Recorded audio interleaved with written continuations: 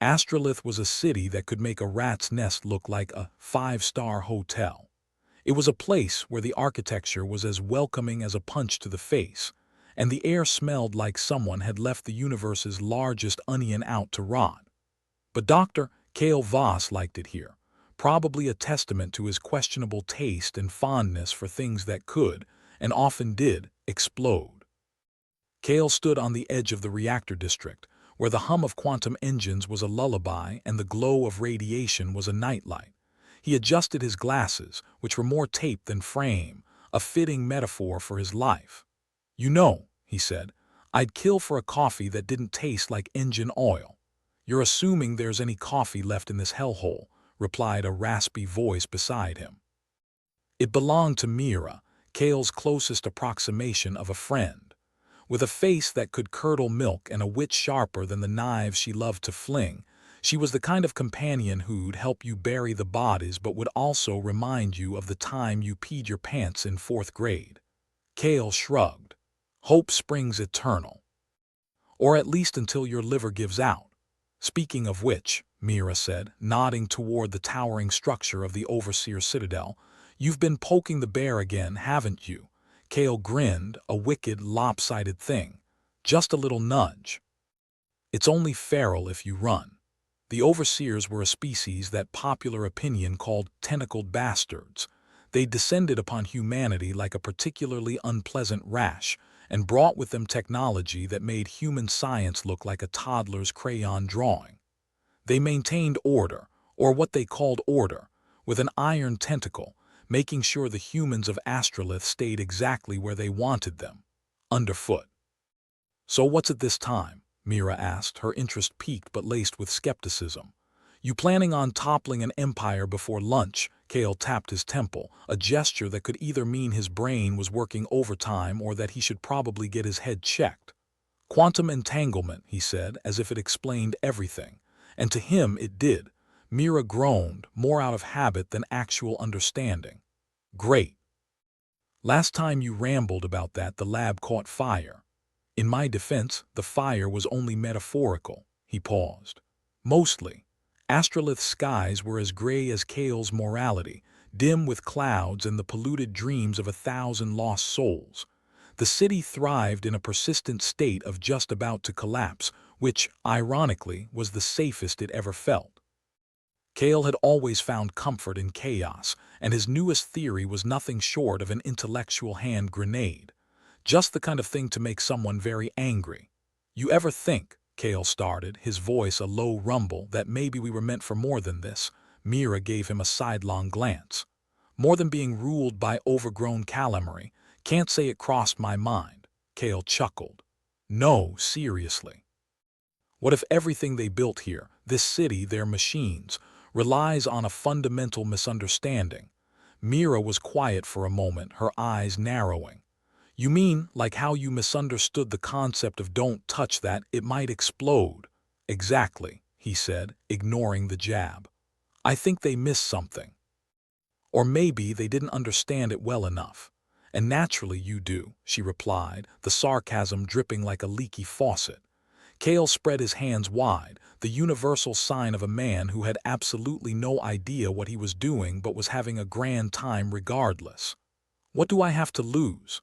"Your life," Mira said promptly. "Your last shred of dignity.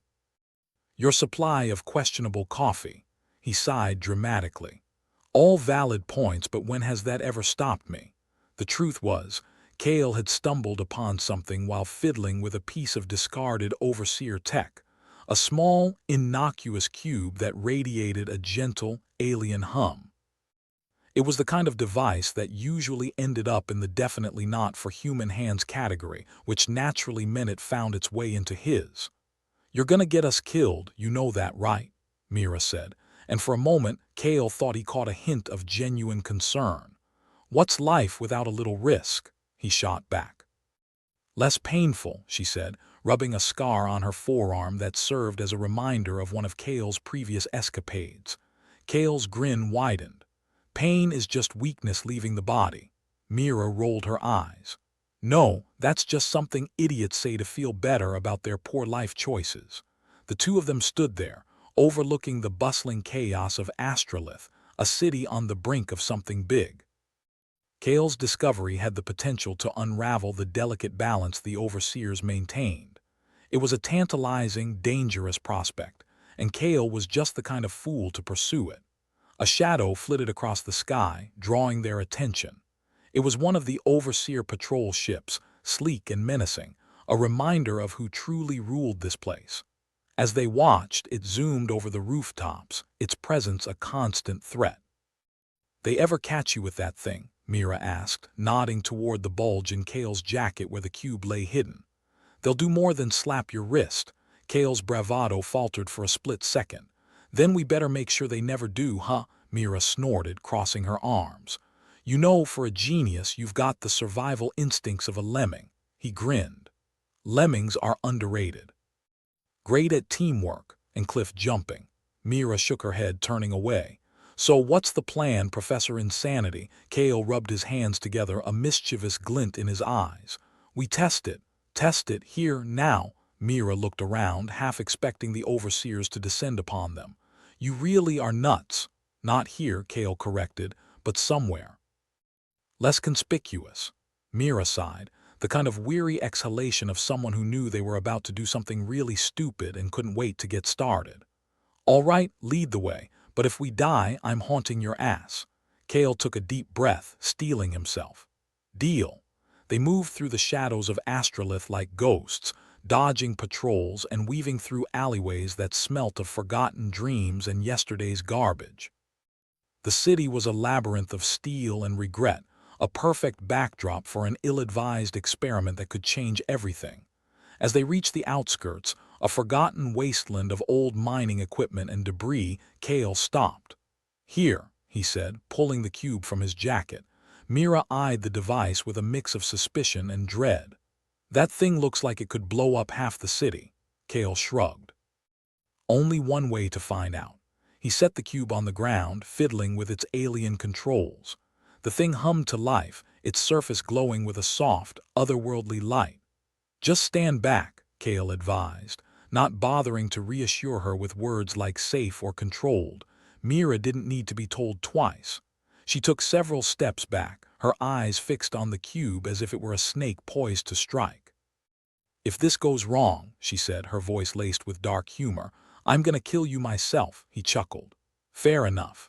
Kale took a deep breath and activated the device. The air shimmered around them, reality bending and twisting in ways that made his stomach lurch. Colors danced and merged, the world becoming a surreal painting of chaos and potential. For a moment, everything was silent, the universe holding its breath. Then the ground quaked beneath their feet, the cube emitting a low, resonant sound that seemed to vibrate through their bones. Kale felt a surge of triumph and a spike of terror. "Kale," Mira called, her voice tense. "What the hell is happening?" He didn't answer, too focused on the readings scrolling across his modified datapad. "It's working," he muttered, more to himself than to her. The cube's energy pulsed, sending ripples through the air. And then with a blinding flash it shut down, the light fading as quickly as it had come. Silence settled over them, the kind that comes only after a storm. Mira let out a shaky breath. "That's it." Kale nodded, his mind racing. "That's just the beginning." As they turned to leave, Kale felt a prickling at the base of his neck, the sense of being watched. He glanced back at the city, at the distant towers of the overseers. Had they noticed? Were they coming? He didn't know, but the possibilities were endless and terrifying. Mira nudged him, breaking his reverie. "Come on, genius, before they send one of those ships after us." Kale nodded, his heart pounding with excitement and fear. "Yeah," he said, "let's get out of here." As they hurried away, Kale couldn't shake the feeling that they were on the precipice of something monumental, something that could reshape their world. And as the shadows of Astrolith swallowed them once more, he couldn't help but smile, a wild, reckless grin that spoke of danger and discovery. Whatever happened next, it was going to be one hell of a ride. Kale and Mira trudged back into the heart of Astrolith, their footsteps echoing ominously in the forgotten alleys. It was a place where dreams came to wither, and the stench of yesterday's failures clung to every surface. If there was ever a city that needed a good therapist, it was this one. "Think they are onto us yet?" Mira asked, her voice low and eyes scanning the shadows like a cat that had seen too many mice in its day. Kale shrugged, a gesture that conveyed all the confidence of a man who had just realized he might have poked the space bear one too many times. "If they are, we won't know until they are breathing down our necks." "Comforting," Mira muttered. "Always nice to know our lives depend on the competence of others." As they passed a particularly grimy building corner, an explosion of sound and color erupted in front of them. Mira instinctively reached for her knife, while Kale, true to form, reached for the cube tucked under his jacket. "Relax," came a voice, smooth as oil and twice as slippery. A figure stepped out of the shadows, clad in clothes that seemed to be in a constant state of deciding whether they were fashionable or just dirty. "I'm not here to kill you." "Yet," Mira added, her knife not quite disappearing back into its sheath. "Callan," Kale said, relief and suspicion wrestling across his features. "Still playing the part of the mysterious benefactor, I see." Grinned, a sharp, calculating smile that suggested she chewed on strategy for breakfast. "And you still playing the part of the reckless genius. I heard you had a little breakthrough." "News travels fast," Kale said. "I didn't realize I was that interesting." Laughed, a short, dry sound. "You're interesting when you're potentially useful. We've been watching you, and that little stunt of yours might be just what we need." "What exactly do you need?" Mira asked, her tone all skepticism and sharp edges. Ree's gaze pinned them both like butterflies on display, the kind of look that made you wish you'd stayed in bed that morning. "I need someone who can think outside the box, or blow it up in your case." Kale crossed his arms, leaning against a wall that was sticky with something he preferred not to identify. "And what's in it for us? Besides an early grave, I mean." Ree gestured to the city around them, the looming overseer's citadel casting a long shadow over their conversation. "The chance to change things, tip the scales a bit. Maybe even get these tentacled overlords off our backs. And here I thought my day couldn't get any better," Mira said dryly. Ree ignored the sarcasm, her eyes glinting with something uncomfortably close to hope. "You'll have support, resources, people willing to pull strings or stab them if necessary." Kale looked at Mira, who gave a slight nod. The kind that meant she was in, but also ready to punch him if things went south. Again. "All right," Kale said, holding out his hand. "Where do we start?" Ree shook it, her grip firm and her smile feral. "Welcome to the Resistance." The basement they found themselves in later was a far cry from Ree's theatrical smoke and mirrors introduction. It was cluttered with equipment that looked like it had been borrowed from every mad scientist in the galaxy. Sparks flew from a welding station in the corner, casting brief flickers of light that illuminated faces etched with determination and more than a few scars. "Homie," Mira remarked, surveying the organized chaos. Ree led them to a table piled high with gadgets, maps, and enough caffeine to keep a dead horse alert. "We believe your theory could help us disrupt Overseer tech," she said, cutting to the chase like a knife through butter. "But we need proof." "You want me to blow more stuff up," Kale said, the words a statement, not a question. "Precisely," Ree replied, as if she'd been waiting her whole life to hear that sweet phrase. "Controlled, of course." "Of course," Kale echoed. "Like last time. Except this time I get a say," Mira added, crossing her arms. "No more solo acts, genius." The pair set to work, surrounded by the symphony of whirring machines and the occasional muttered curse. Kale's hands flew over the cube, tweaking its settings with the kind of reckless precision that had become his hallmark. "Let's give it a spin," he finally said, stepping back. Mira and Ree exchanged a glance, one that said this could be genius or suicidal, and were betting on both. With a nod, Ree gestured for everyone to take cover behind a barricade of old crates and metal panels. Kale activated the device, its hum filling the air with an almost tactile tension. The ground quivered slightly, the sound resonating in a way that suggested the universe itself was holding its breath. And then, with a crackle and a flash, the cube emitted a pulse of energy that washed over the room, flickering lights and sending a shiver through the air. Holy hell, Mira breathed, peering over the crates. Did it work? Rechecked her datapad, her eyes widening as she read the data. It did, the overseer tech gets confused. Confused? Kale echoed, grinning like a kid who'd just discovered candy. I love it when machines have existential crises. The room buzzed with a palpable sense of triumph, the kind that made you believe, just for a moment, that the universe could be bent to your will if you were clever enough, or crazy enough, to try. But before they could bask too long in their success, alarms blared, harsh and unforgiving. The overseers had noticed. "Looks like the big bad squids are onto us," Mira said, her voice a mix of excitement and dread. Ree didn't waste a second. "We need to move. Now." They scattered, the basement a flurry of activity as people grabbed gear and weapons, scrambling for the exits. Kale and Mira followed Ree through a narrow corridor that seemed to stretch on forever, the sound of their footsteps swallowed by the wailing sirens. "You think they'll follow us?" Kale asked, his breath coming in ragged gasps. Ree shot him a look that was half disbelief, half something else. "They're overseers. Paranoia is practically their middle name." "Great," Mira muttered. "I love being chased by multi-tentacled nightmares." They burst out into a side street, the city around them eerily silent except for the distant whine of patrol ships. The sky above was a swirling mass of clouds, as if the weather itself had decided to join in the chaos.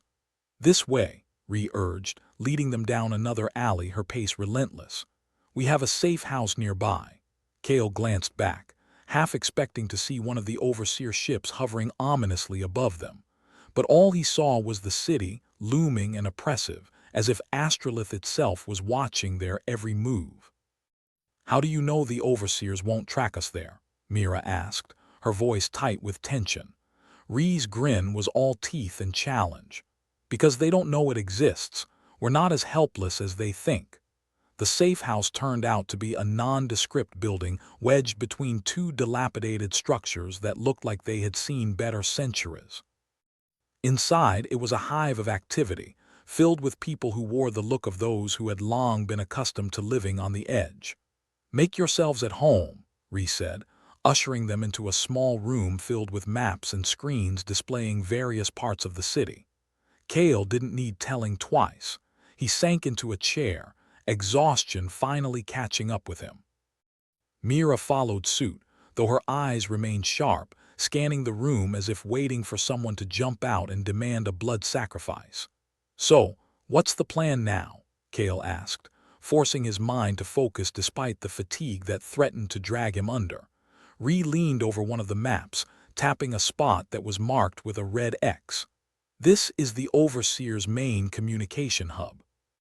If we can use your device to disrupt it, we might just buy ourselves some breathing room, or get ourselves killed," Mira pointed out, ever the ray of sunshine. "That's always an option," Ree conceded, her expression deadly serious. "But we've been playing defense for too long. It's time we took a stand." Kale nodded, understanding the weight of what she was saying. "All right. Let's do it." The room buzzed with a renewed sense of purpose, people moving with the urgency of those ready to risk everything for a chance at freedom. Kale felt a strange thrill run through him, the exhilaration of standing on the precipice of something monumental. As preparations continued, he caught Mira's eye. She gave him a nod, a silent acknowledgement of the insanity they were about to dive into. "Ready for another mad dash into the jaws of death?" he asked, his tone light but his eyes serious. Mira smirked, the knife in her hand catching the light with a malicious gleam. "Always." And so they prepared to make their stand against the overseers, knowing full well the risks but driven by the hope that maybe, just maybe, they could change the rules of the game. And as they moved through the shadows once more, Kale felt a flicker of hope dance in his chest, a dangerous, tantalizing thing. Whatever happened next, it would be their story to write, their fate to decide.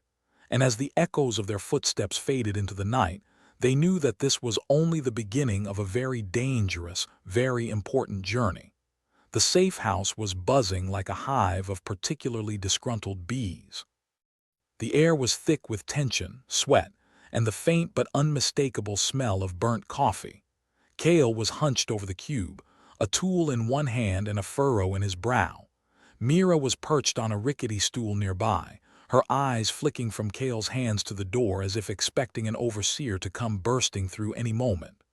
"Well, this is cozy," Mira said, breaking the silence.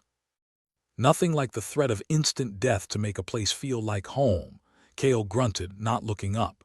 "If by home you mean a place where everything's broken and someone's always shouting, then yeah." Re-entered, her face set in a determined mask. "Enough chit-chat. We've got work to do."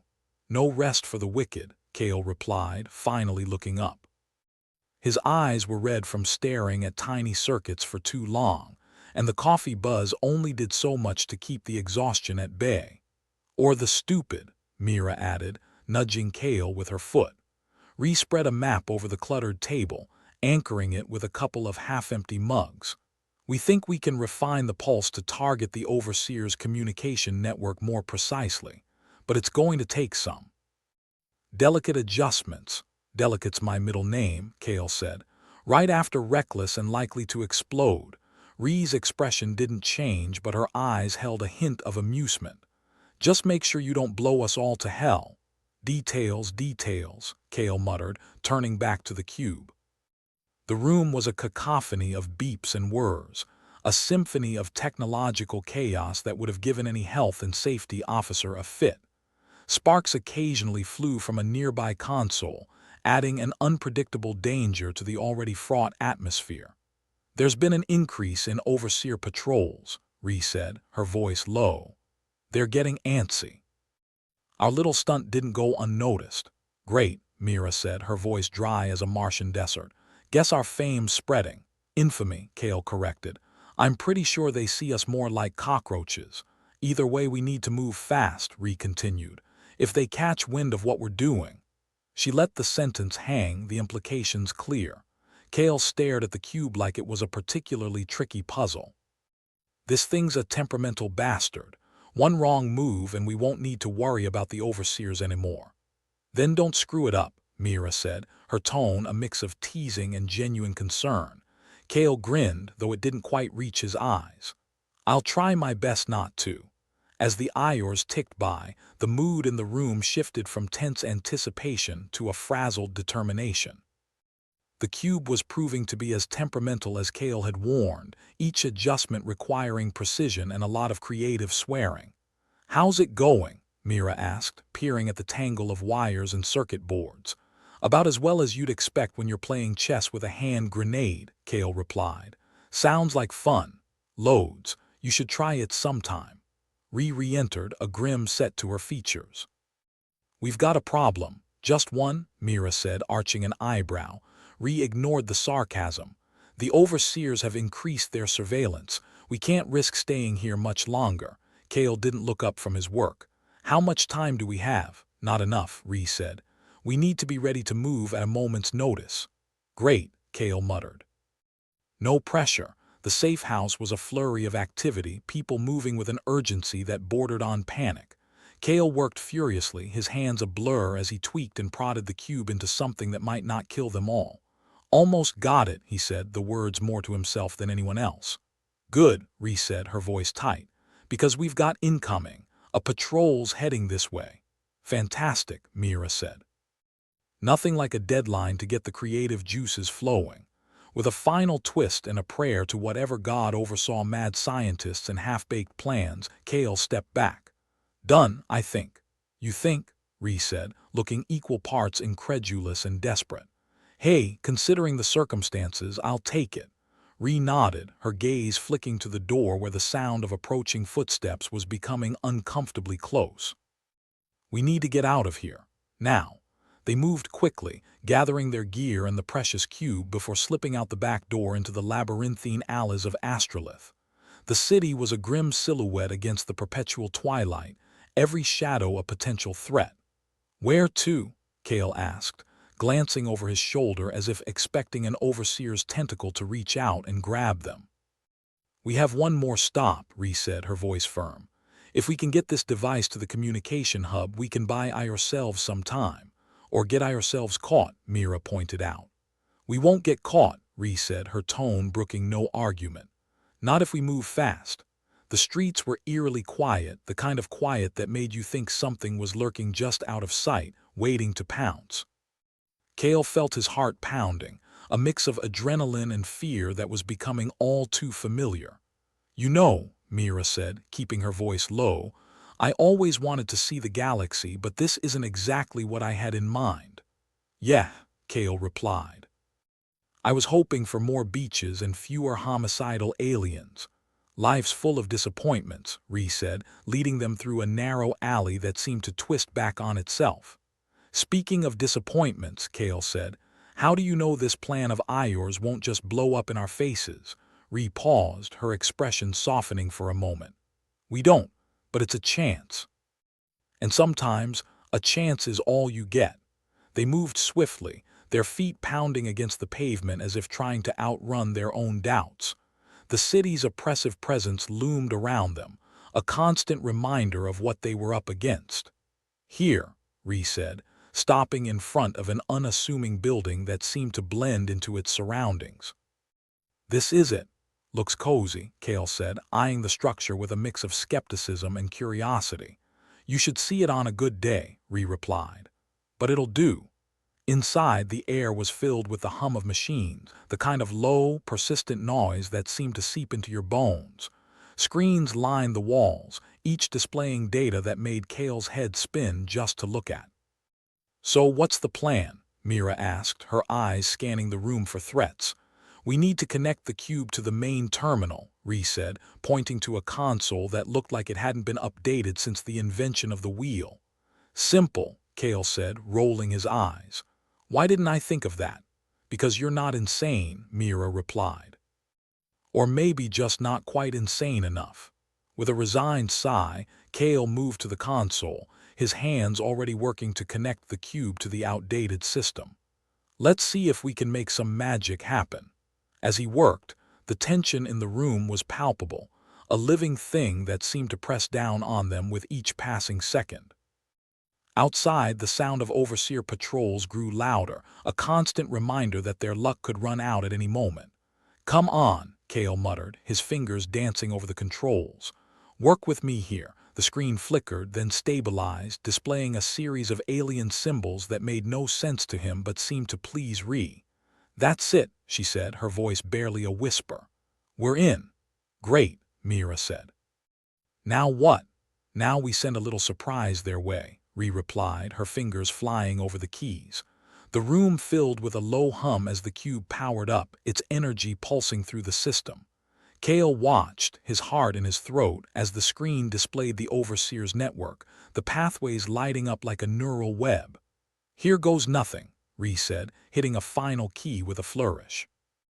The cube emitted a pulse, the same energy that had disrupted the Overseer's tech before. The screens flickered, the alien symbols shifting in a way that suggested the system was struggling to compensate. Did it work? Mira asked, her voice tense. Ree checked the data, a slow grin spreading across her face. It did. Their comms are down. Let's hope they don't have a backup plan, Cale said, though the grin on his face mirrored Ree's.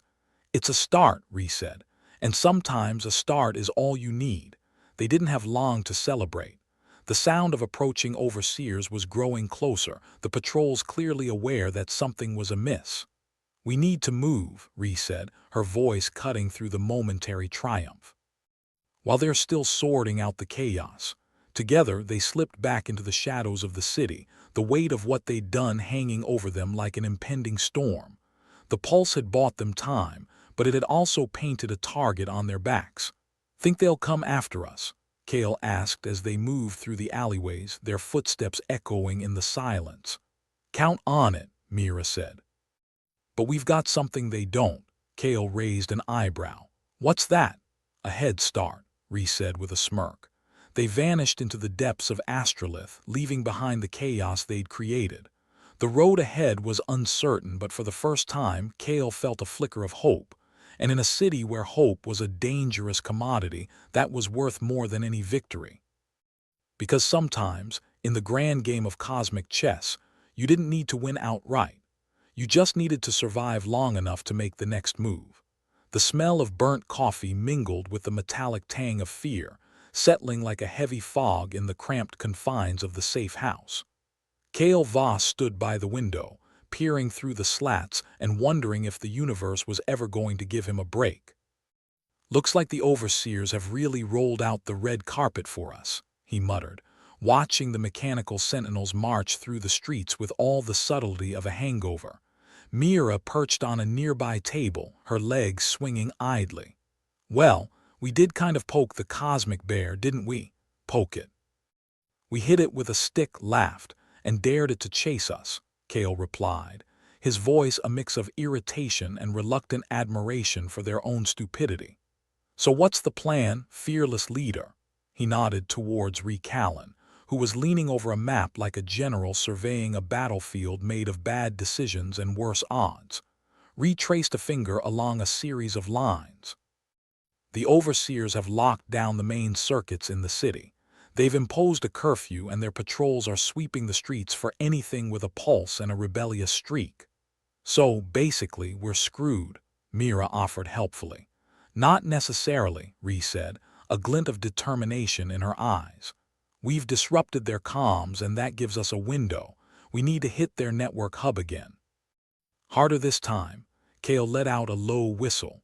"Oh, sure. Let's just walk right into the lion's den with kick me signs on our backs." Ree ignored the sarcasm, pointing at a section of the map marked with red X's. "We can use the old maintenance tunnels. They're off the grid and should keep us under the radar.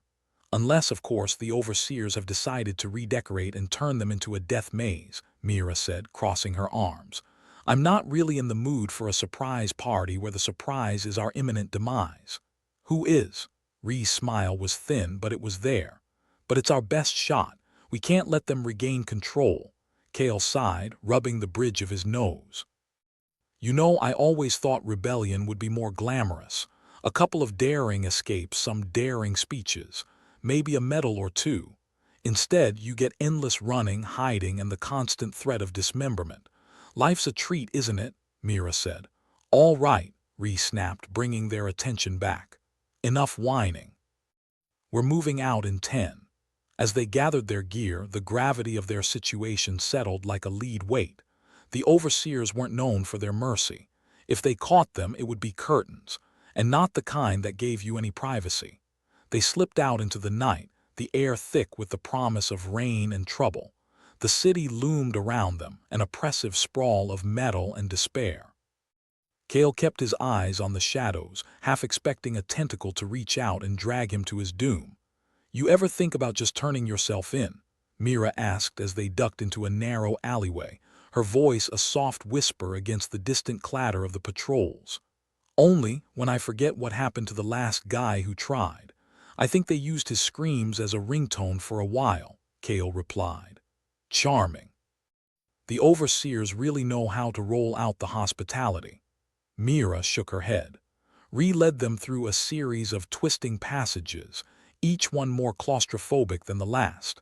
It was the kind of place where dreams went to die and take a nap on a bed of rusty pipes.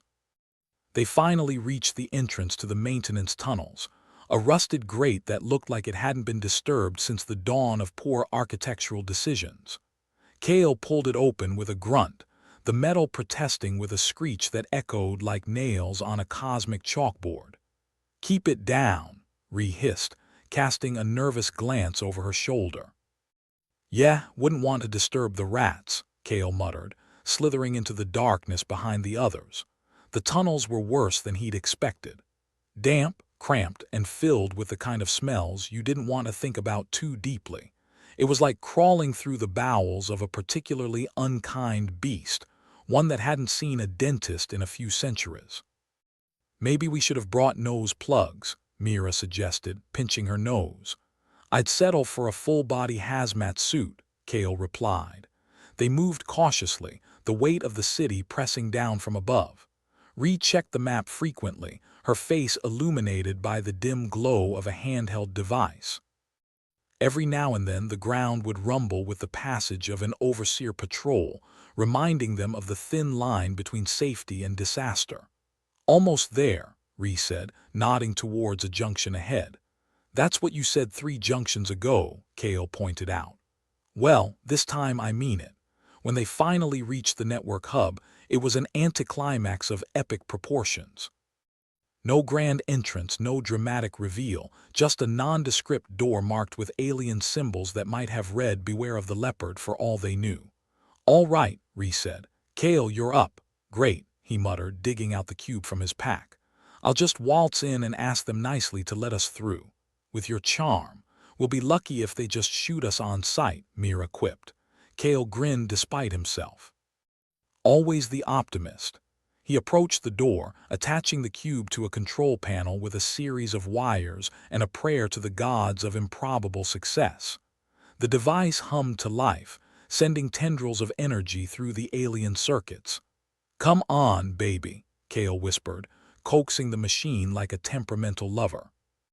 Do your thing. The door slid open with a reluctant sigh, revealing a room filled with alien technology, banks of consoles and monitors displaying data in a language that felt like it was mocking him. Piece of cake, Kale said, stepping inside. Yeah, if the cake is made of explosives and very bad decisions, Mira shot back. They spread out, working quickly to set up the device that would deliver a more comprehensive pulse to the Overseer network. Kale connected the cube to the main terminal, his fingers flying over the controls with a speed that belied his exhaustion. Ree watched the door, keeping an ear out for any signs of trouble. How's it going? Kale didn't look up.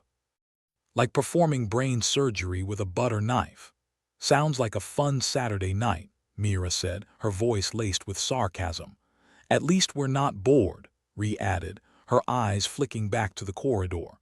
Kale finished the connections and activated the pulse. The machinery around them whirred ominously, lights flickering as the energy surged through the system. The screens displayed a chaotic dance of symbols, indicating that the Overseer network was once again in turmoil. That should do it, Kale said, stepping back. We've bought ourselves some more time. Let's hope it's enough, Ree replied, her expression grim. They didn't wait to admire their handiwork. Slipping back into the tunnels, the weight of their actions pressed on their shoulders like an invisible yoke. The Overseers would be furious and they'd be coming. The return journey was a blur of tension and adrenaline, every sound amplified by their hyper-awareness of the danger. Reaching the surface, they found the city in chaos. The Overseer patrols were more numerous, their movements erratic as they tried to piece together what had happened. Looks like we kicked the hornet's nest, Mira said as they watched from the shadows. More like we took a flamethrower to it, Kale added, his voice tinged with a mix of fear and exhilaration. Ree nodded. We've got to keep moving. They'll be looking for us. The city felt different now, each corner a potential trap, every shadow a hiding place for their enemies. As they made their way back to the safe house, Kale couldn't shake the feeling that they were running out of time. So what's next? Mira asked when they finally reached the relative safety of their hideout. We keep going, Ree said. We've made progress, but we can't stop now. Kale sank onto a battered couch, the exhaustion finally catching up with him. I hope you've got a plan because I'm fresh out of ideas and enthusiasm. Ree offered a tired smile. I always have a plan. You should know that by now. Yeah, and they usually involve us risking life and limb, Mira pointed out. True, but look where it's gotten us. Kale chuckled darkly.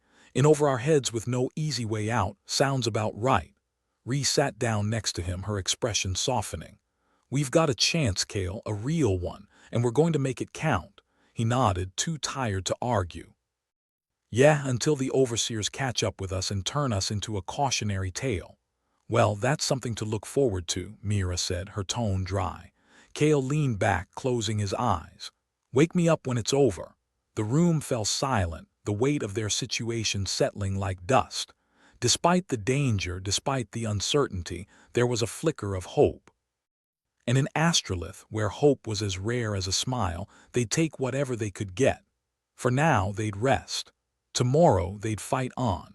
Because sometimes in the cold, uncaring void of space, survival was the best victory you could hope for. The safe house barely deserved the name. more like a barely standing hovel with a side of despair. The air was thick with tension, the kind that turned your stomach into a knot and made you wish you'd chosen a less perilous career, like juggling chainsaws. Ree was hunched over the map again, her eyes intense and focused. But even her determination couldn't chase away the shadow of doubt that loomed over them all. Kale was sprawled on the couch, his exhaustion a tangible thing. He was trying to work up the energy to care, but it was taking longer than he'd hoped. "You know, I've had dreams that were less nightmarish than this," he muttered, half to himself, half to the universe at large. "Yeah, well, wake up. This nightmare's got a sequel," Mira replied, perched on a table that creaked under her weight. She had the kind of smirk that usually preceded someone getting punched or worse. Kale opened one eye lazily. "Remind me to fire my agent. Assuming we survive this, you can do whatever you want," Mira shot back, her grin widening. Ree finally looked up from the map. "As riveting as your existential crisis is, we've got a problem." "No kidding," Kale said, shifting to a more upright position. "Let me guess. The overseers have decided to throw a welcoming party and we're the guests of honor." "Worse," Ree said, her voice low. "We've been betrayed." The room went silent, the words hanging in the air like a bad smell. Kale felt a chill that had nothing to do with the draft creeping in through the cracks in the walls. "Who?" he asked, his voice sharp. "No idea," Ree admitted, frustration etching lines into her forehead. "But someone tipped them off. They hit our lab, hard." "Well, that's just great," Mira said, her sarcasm barely masking her anger. "Can't trust anyone these days, not even your fellow traitors." Kale rubbed his temples, trying to process the implications. Their safe haven, their sanctuary of sorts, was compromised. "So everything we've been working for?" "Gone," Ree confirmed, her voice like steel. "They torched the place, took whatever they could carry, and left the rest to burn." "Guess subtlety isn't their strong suit," Mira quipped. "Good to know." Ree's jaw tightened. "We've got to regroup, find out who sold us out, and figure out our next move. But first, we need to get the hell out of here. This place isn't safe anymore." "You don't say," Kale remarked, getting to his feet with a groan. "I was just starting to get attached." "Let's move," Ree said, her voice leaving no room for argument. "Pack only what you can carry. We leave in 5. They scrambled to gather their things, the urgency palpable. Kale stuffed his tools and the precious cube into a battered backpack, his mind racing. Betrayal. It was the kind of twist you didn't see coming until the knife was already in your back. As they slipped out into the night, the city seemed even more oppressive, the shadows deeper and more menacing. The rain started to fall, a lazy drizzle that soaked into your clothes and chilled you to the bone. They moved quickly through the labyrinth of back alleys and abandoned buildings, the silence between them heavy with unspoken fears. Kale's mind was a mess of paranoia and suspicion. Who among them had turned? Who could they trust? "Think we'll make it?" Mira asked as they ducked into yet another alley, her voice barely audible over the rain. "Only if the universe runs out of ways to screw us over," Kale replied, pulling his jacket tighter around himself. Ree led them to a rundown warehouse, a temporary refuge while they figured out their next move. It wasn't much, but it was dry and hopefully off the overseer's radar. "Home sweet home," Mira commented, glancing around at the peeling paint and rusted metal. "If you squint hard enough, it almost looks cozy," Kale said, dropping his backpack by the door. Ree gathered them in a circle, her expression determined. "We're not beaten yet. We've still got options. We just need to figure out how to use them." "Well, I'm open to suggestions," Kale said, rubbing his hands together to warm them. "Preferably ones that don't end with us in tiny, uncomfortable pieces." "We need allies," Ree said. "We can't do this alone, not anymore." "Allies in this city. You're more likely to find a unicorn riding a rainbow," Mira pointed out. "Or an overseer with a heart," Kale added. Ree ignored the sarcasm. "The network's still disrupted. That gives us some leverage. We need to find out who did this to us and why." "Assuming they don't find us first," Mira said, her tone dark. "We're sitting ducks here," Kale sighed, leaning against the wall. "Well, if they do find us, let's just hope they are in a chatty mood. I'd love to hear their evil monologue before we die." Ree shot him a look. Always the optimist, Kale. Hey, I try. They settled into an uneasy silence, the weight of recent events pressing down on them. The rain drummed a relentless tattoo on the roof, a reminder of the world outside that was still hunting them. "Do you think any of us will get out of this alive?" Mira asked suddenly, her voice tinged with something that might have been fear. "Depends on how much you believe in miracles," Kale replied. Ree shook her head. "I don't believe in miracles. I believe in survival. We've made it this far. We'll make it further." Mira chuckled, though there was little humor in it. "Just as long as we don't run out of luck first." The night wore on, each tick of the clock a reminder of their dwindling time. They took turns on watch, their nerves stretched thin.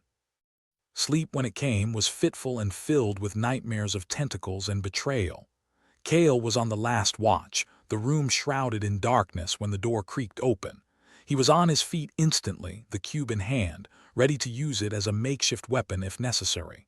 The figure in the doorway was backlit, unrecognizable, but the voice was familiar, cold and calculating. "Well, well, well.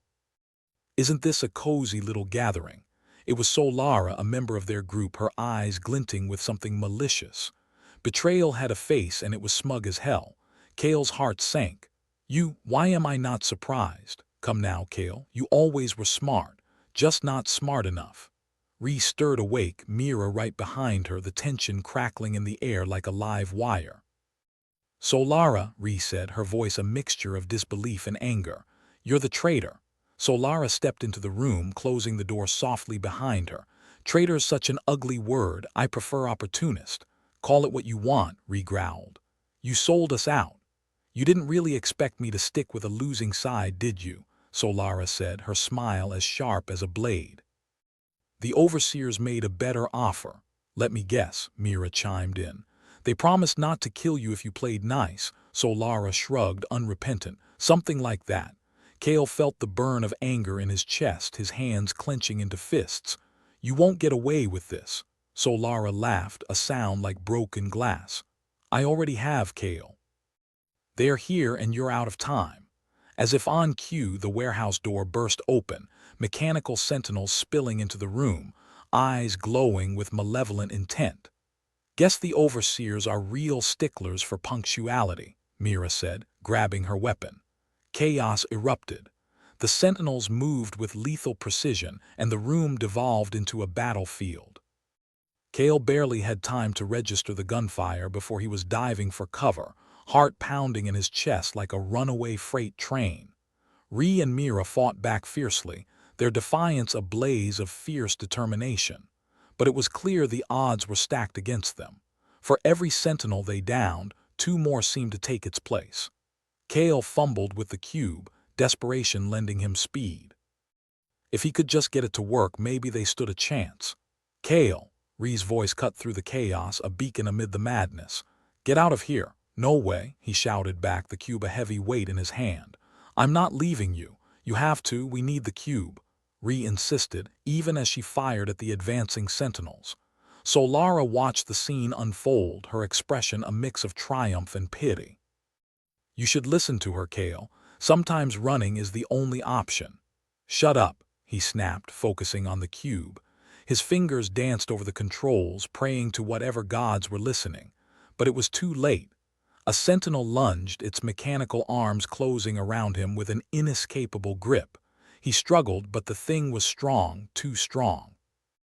"Kale," Mira's cry was the last thing he heard before the darkness swallowed him whole. When he came to, everything hurt. The familiar cold of a cell seeped into his bones, and the overseer symbol was carved into the walls like a taunt. Captured. Perfect. He glanced around, noting the lack of luxury accommodations. Not even a pillow mint.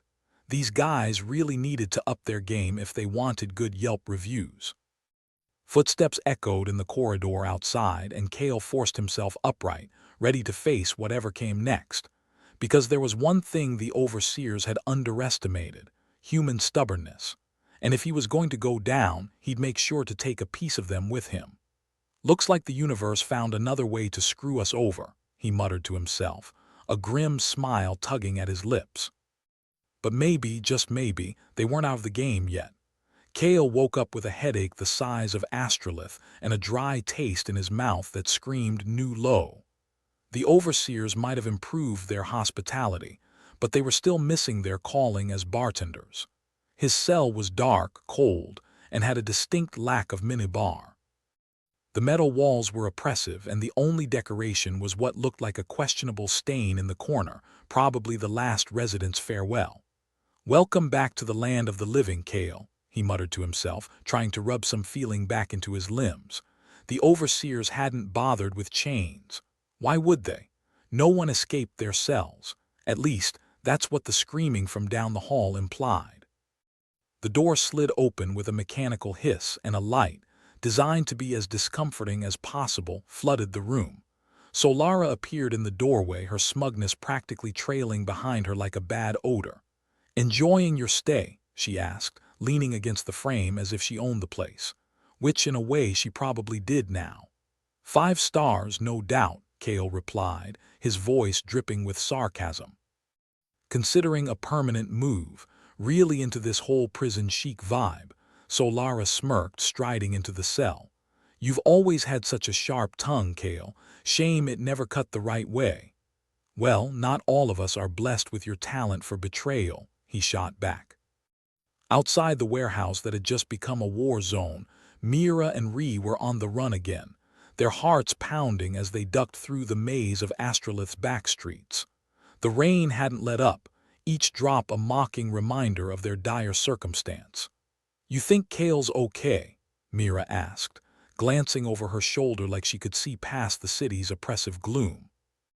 Ree grit her teeth, determination etched into her every feature. "He better be, or I'll kill him myself," she muttered. "We need him and the damn cube." They needed a plan, a crazy, desperate, probably suicidal plan, but Ree thrived on those. She pulled them into another derelict alley, scanning for a reliable hideout. "Time to regroup," she declared, pulling out a handheld device that hummed softly. It was a piece of overseer tech they'd managed to repurpose, though how it worked was still a mystery, probably magic, or something close enough. Mira leaned against the wall, catching her breath. "We can't keep running forever. They'll catch us eventually." Ree nodded, her brain a tempest of ideas and half-baked schemes. "We need to get Kale back, finish what we started with the cube." "Great, how?" Mira asked, arms crossed, skepticism practically tattooed on her forehead. Ree hesitated, knowing her next words might sound a bit insane. "We need allies," Mira snorted. "Right, and I need a vacation on a tropical planet, but here we are." "Remember Ilian?" Ree asked, her gaze intense. "Ilian?" "The kid with the big eyes and bigger ideas." Mira raised an eyebrow. "I thought he was a myth." "He's real, and more than that, he's a prodigy. We need his insights to turn the tide," Ree explained, her voice low and urgent. Mira considered it, her mind racing. "Okay, suppose we find this kid. What then?" "We use his knowledge of the Overseer's systems to our advantage. Disrupt their network, get Kale out, and finish the job." "Seems simple enough," Mira said, her tone wry. "Just your average save-the-world afternoon." Ree shot her a look. "Got a better idea?" Mira shrugged, a small smile playing on her lips. "Not even close. Let's find us a boy genius." Finding Ilian was easier said than done, of course. The kid was notorious for being as elusive as a shadow in a blackout. But Ree was nothing if not resourceful, and they had a few contacts left who hadn't sold their souls to the overseers. Yet, they managed to track down Ilian through a series of increasingly sketchy leads. A barkeep with a penchant for gossip, a former gang member turned street performer, and finally, a disgraced academic who'd lost his tenure for having the wrong ideas at the wrong time. "Ilian's been hiding out in the reactor district," the academic whispered conspiratorially, eyes darting nervously. "Kid's a genius, but he's no street-savvy survivor. Thanks for the tip. Here's hoping he's not atomized by the time we get there," Mira replied, slipping him a few credits. Not that money meant much these days, but it was the thought that counted. The reactor district was a place where you could feel the city's pulse. Quantum engines hummed beneath the streets, infusing the air with a faint glow and a slightly worrying amount of background radiation. Probably explained the third eye on that rat they passed. You sure this is the place? Mira muttered as they navigated the maze of pipes and catwalks. Positive, Ree replied, scanning the shadows for any sign of their genius. They found him tucked away in a makeshift lab, an assortment of cobbled-together devices strewn around him like a dragon's hoard of broken dreams. He looked up as they entered, wide eyes filled with a mix of curiosity and wariness. Ilian, Ree said, stepping forward. We need your help. Ilian blinked, processing their presence as if they were a particularly puzzling equation. You're those rebels, aren't you? He asked, his voice soft but sharp as a scalpel. That's us, Mira confirmed, her usual sarcasm tempered by a hint of genuine respect. We could use a miracle, and rumor has it you're the closest thing. Ilian's lips quirked into the ghost of a smile. Miracles, huh?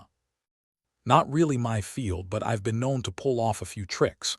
Good, because we're fresh out of luck, Ree said, cutting to the chase.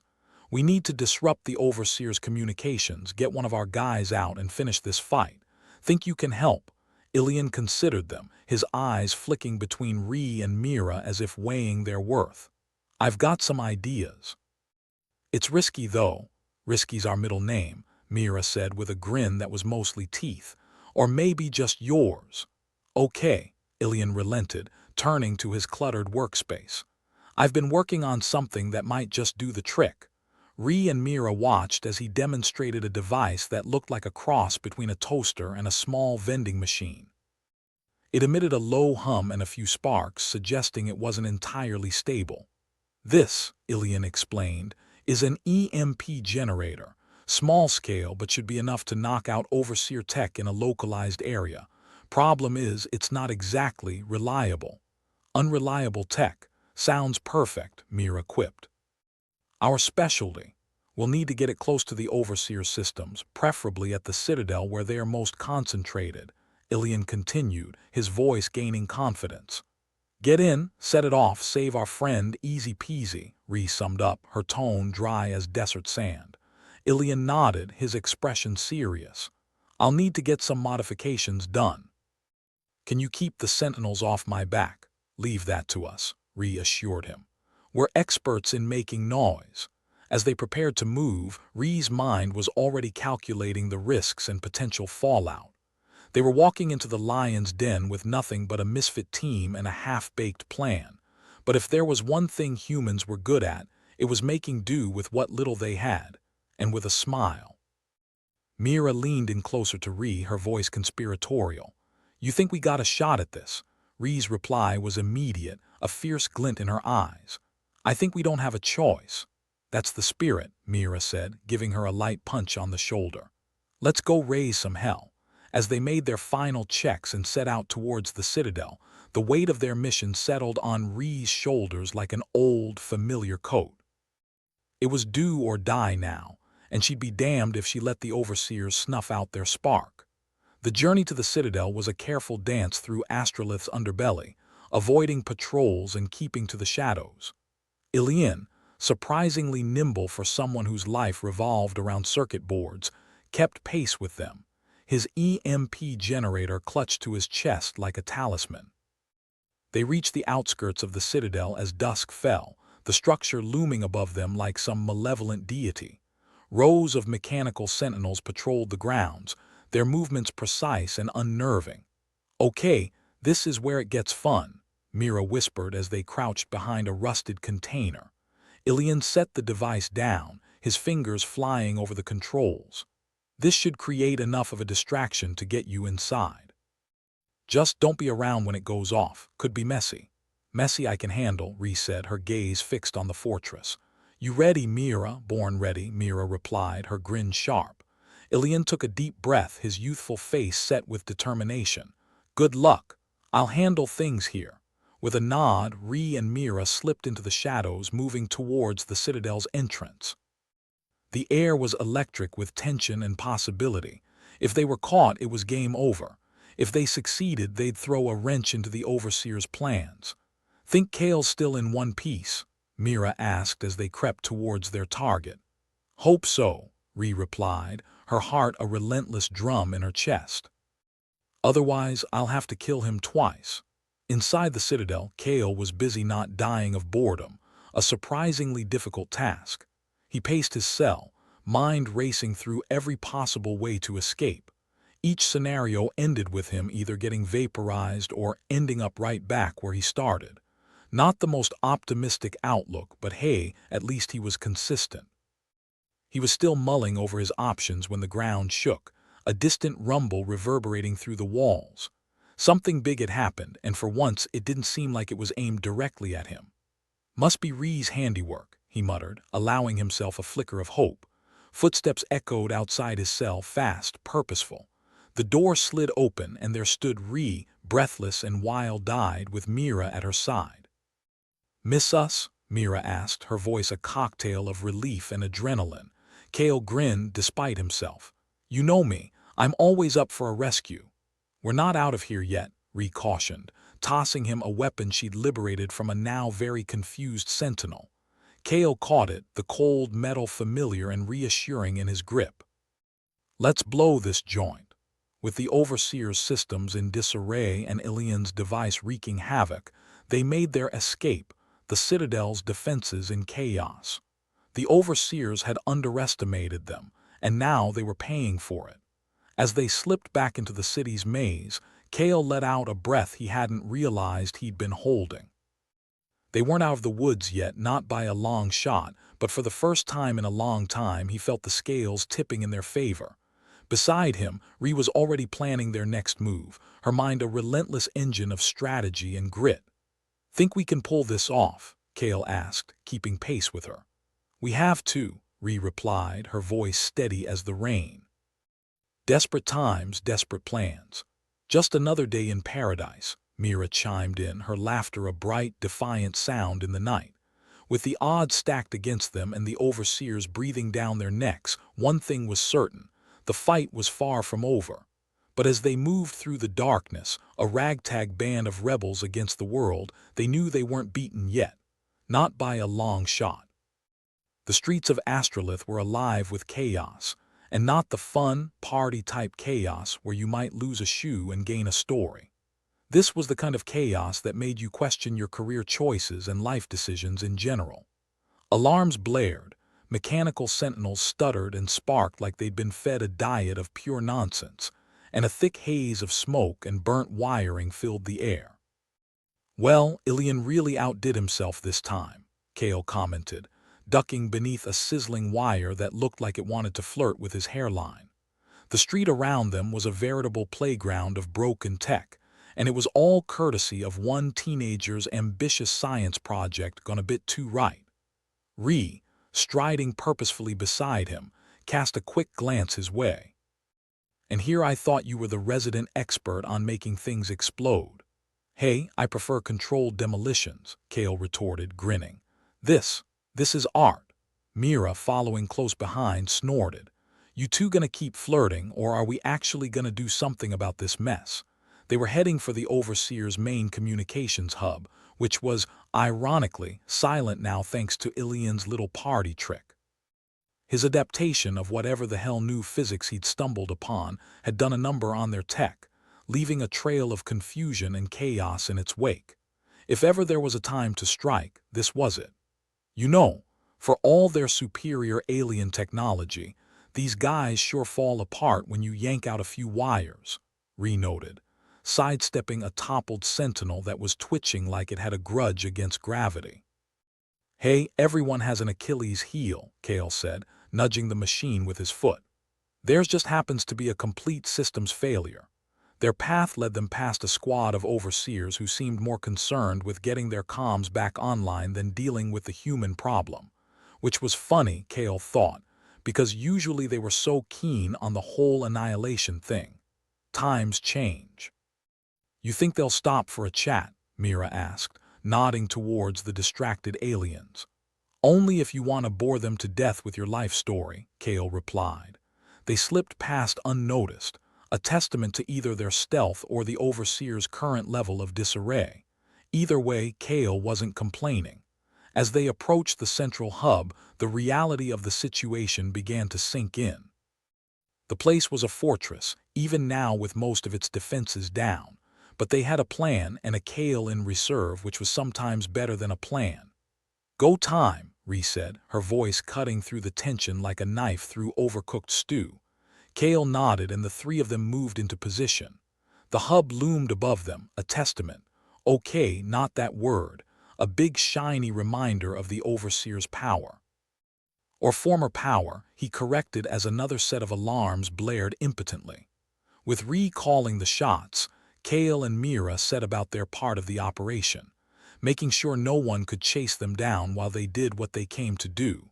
It involved a lot of running, a little bit of shooting, and more cursing than Kale would care to admit, but it was working. "Think they'll retreat?" Mira asked, covering Kale as he fiddled with the hub's override.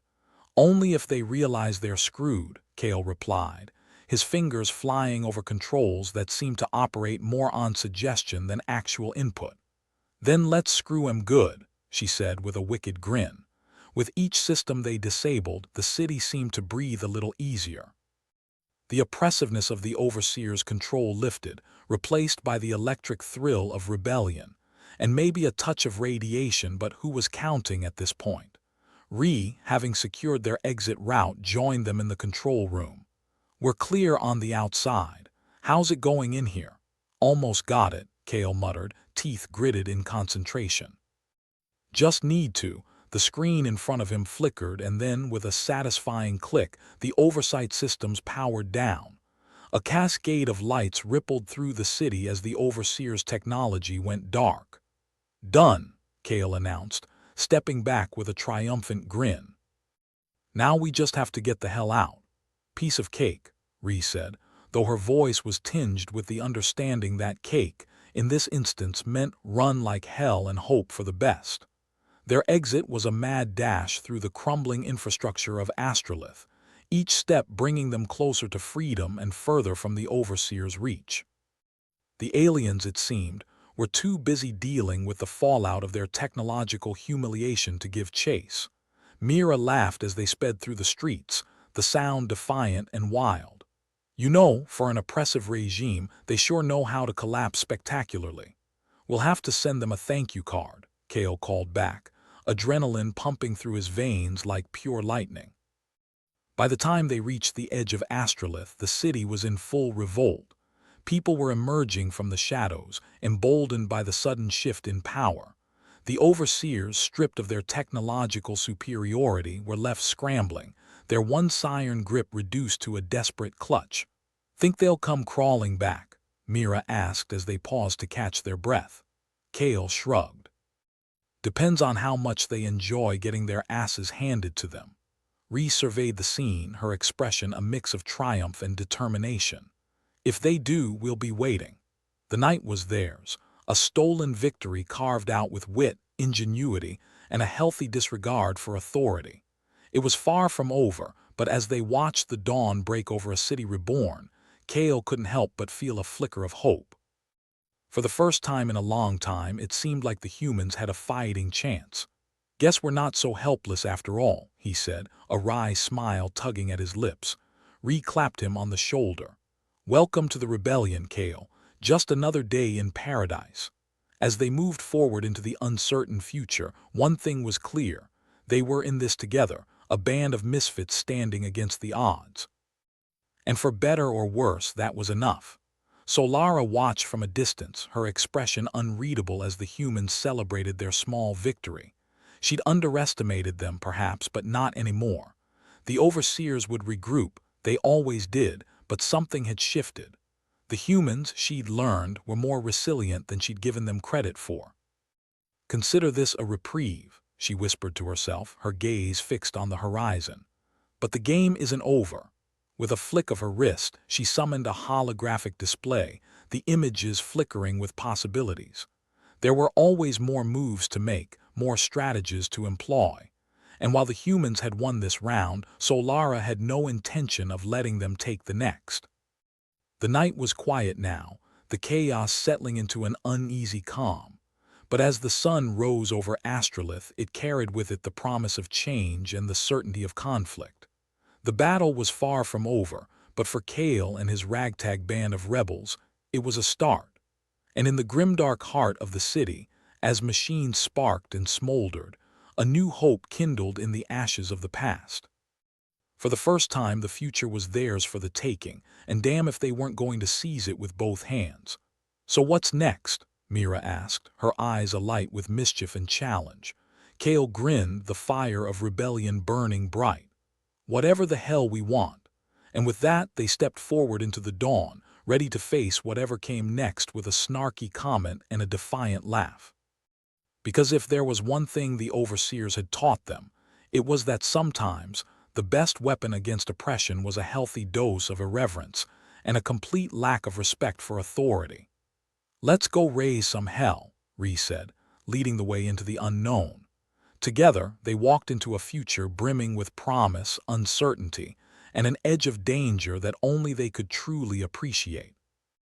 And in the end, that was what it meant to be human in a universe that had tried so hard to tell them they were nothing but dust.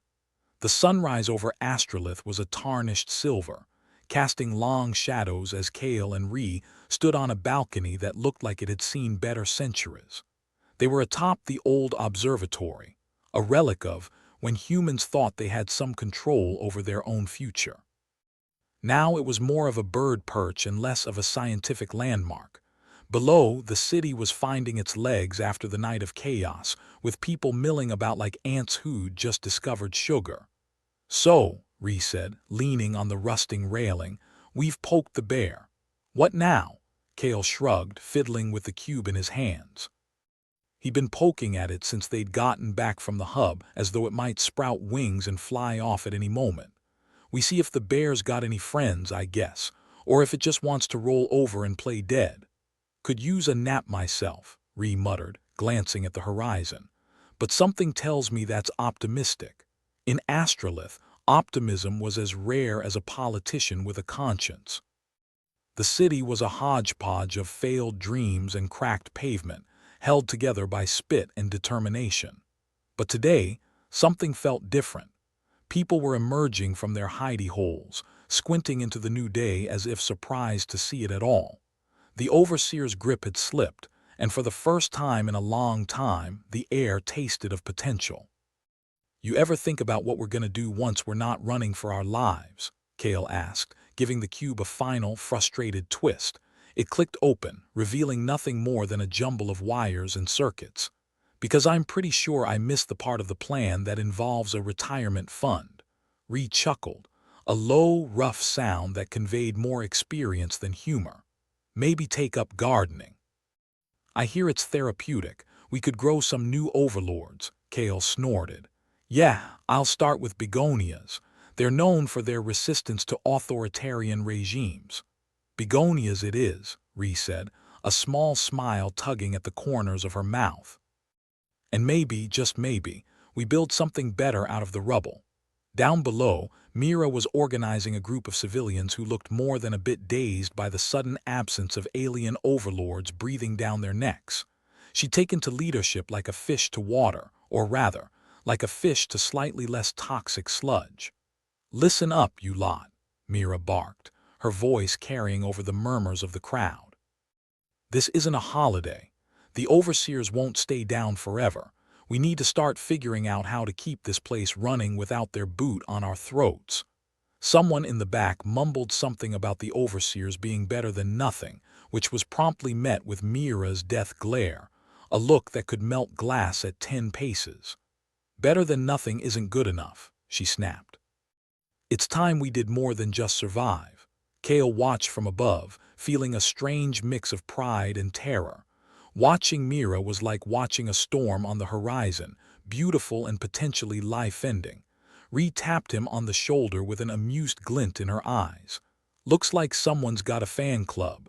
"Yeah," Kale said with a smirk. "The kind that comes with pitchforks and torches if you screw up." They turned away from the balcony, leaving the burgeoning revolution to simmer below. Inside, the observatory was a clutter of forgotten equipment and dust, the kind of place that would give a neat freak a coronary. "What about Ilian?" Ree asked as they picked their way through the debris. "Kid's got potential, but he's a walking disaster." He's like a reverse canary, Kale said. Instead of warning us about danger, he causes it. Still, Ree said, he's ours, and we could use some of that disaster right about now. As if on cue, Ilian poked his head out from behind a stack of old server racks, looking sheepish and slightly singed. You were talking about me, weren't you? Never, Kale deadpanned. Who else would we be talking about when discussing catastrophic failures? Ilian scratched the back of his neck, grinning. Hey, those catastrophic failures saved our skins, and possibly doomed us, Ree added, but there was no real heat in her voice. But we'll take it. The kid had done a number on the Overseer's tech, but he'd also taken half the city's infrastructure down with it. Fixing that would be a task, but at least it was a task they could tackle without an alien overseer breathing down their necks. So what's the plan? Ilian asked, slightly too eager, as if he hadn't nearly blown them all sky high a few hours ago. First, Kale said, we survive, then we rebuild. And maybe, just maybe, we figure out how to keep this place from becoming a smoking crater again. I was thinking we could start by disabling the rest of the Overseer tech, Ilian said, eyes lighting up with that dangerous mix of genius and madness. Disable or detonate? Ree asked, eyebrow raised. Ilian shrugged.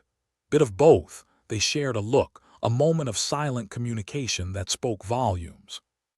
This was their gamble, their defiance in the face of an oppressive regime. They were like children building a sandcastle on a battlefield, knowing full well the tanks might roll over it at any moment. We're gonna need more hands, Kale said finally, breaking the silence, and brains, and preferably fewer people who like setting things on fire. That's a tall order, Ree remarked. In Astrolith, everyone's a pyromaniac at heart. As they headed back out into the city, Kale couldn't help but feel a tug of hope. It was a dangerous thing, hope. It got you thinking you could change the world. It got you killed. But it was also the reason he was still standing, still fighting, still dreaming of begonias. Mira joined them, walking with the quick, purposeful strides of someone who just realized the ground beneath their feet was no longer shifting. Well, I've convinced some of the locals that rebuilding is in their best interest, she said, her tone sardonic. Apparently they weren't aware they had options besides obey and die. Revolutionary concepts, those, Ree replied dryly. What next? Teaching them to whistle while they work, maybe, Mira said with a sly grin. I hear it's good for morale. The streets of Astrolith were still a mess of tangled wires and flickering lights, but there was something new in the air. A kind of energy that thrummed beneath the surface, a quiet determination that maybe, just maybe, they could make something of this. Kale paused, glancing back at the observatory, its silhouette stark against the morning sky. It was a symbol of the past, of everything they'd lost and everything they stood to gain. The present was a mess, but it was their mess, and that made all the difference. You think we'll ever be free of them? Ilian asked, quiet and serious for once. Free, Kale echoed, considering the word. It felt strange in his mouth, like a foreign language. I don't know, but I do know we're not gonna stop trying. Ree clapped a hand on his shoulder, her grip firm and reassuring. And that's what makes us human, kid. We keep fighting even when we know we're gonna lose. Especially then, Mira added, her voice full of grit and resolve. They walked on, a motley crew of rebels in a world that had tried to grind them into dust. It wasn't much, but it was enough. Because if there was one thing the humans had learned, it was that even in the darkness they could find a way to shine. The city stretched out before them, a maze of broken dreams and stubborn resilience. There was work to be done, a future to build, and a fight that was far from over. But for now they were together, and that was a victory all its own. As the sun climbed higher, casting long shadows across the city, Kale couldn't help but think of what lay ahead. There would be battles and betrayals, victories and losses, but they'd face it all with the same irreverence and determination that had brought them this far. Ready to raise some hell? Ree asked, her voice a challenge and a promise wrapped in one. Kale grinned, the fire of rebellion burning bright in his eyes. Always. And with that, they stepped forward into the unknown, ready to face whatever came next with a snarky comment and a defiant laugh. Because if there was one thing the Overseers had taught them, It was that sometimes the best weapon against oppression was a healthy dose of irreverence and a complete lack of respect for authority. In the end, it wasn't about winning or losing. It was about the fight, and damn if they weren't going to give it everything they had. The day was theirs, a stolen victory carved out with wit, ingenuity, and a healthy disregard for authority. It was far from over, but as they watched the dawn break over a city reborn, they couldn't help but feel a flicker of hope.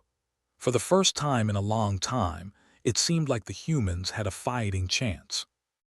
And so they walked into the future, a future they would shape with their own hands, heart, and humor. It was a daunting task, but if anyone could pull it off, it was this ragtag band of misfits. Because they were human. And humans, it seemed, were far more resilient than anyone had given them credit for. As the sun rose higher, casting golden light over the city, Kale couldn't shake the feeling that this was just the beginning. They had a long road ahead of them, but together they could forge a path through the darkness. And somewhere in the distance, a new dawn awaited, waiting to be claimed by those brave enough to reach for it. "Let's go," Kale said, his voice full of determination.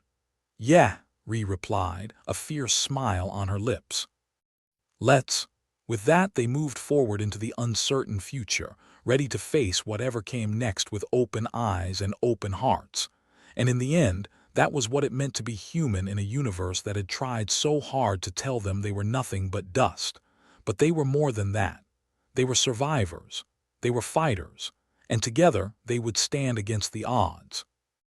And so the story continued, as stories always do, with hope and humor and a touch of rebellion. Because in the end, it was the human spirit, the indomitable, irrepressible, irreverent spirit, that would carry them through. And that was a story worth telling.